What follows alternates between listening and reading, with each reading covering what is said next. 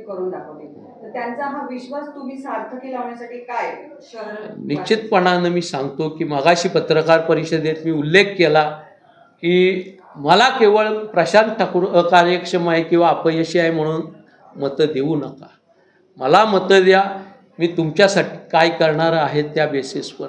मी पायाभूत सुविधांचा अपग्रेडेशन करणार आहे, पाण्याचे नवीन सोर्सेस डेव्हलप करणार आहे, शिक्षणाच्या सुविधा वाढवून पुन्हा पनवेल शिक्षण नगरी कशी होईल ते करणार आहे, तरुणाच्या हाताला रोजगार मिळवून देणार आहे, महिलेला स्वयंरोजगाराची संधी देणार आहे, कायदा आणि सुव्यवस्था अशी असेल की माझी भगिनी रात्रीच्या वेळीही कुठल्याही सार्वजनिक ठिकाणी जायला घाबरणार नाही, तो बंदोबस्त मी करेन.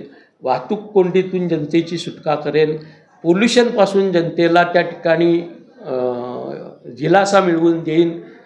त्याचसोबत खारघर पुनरुपी 10 वर्षांपूर्वी जसं हिरवं होतं तसं करण्याचा माझा निश्चय असेल आणि या साऱ्या गोष्टी मी मार्गाला लावेन.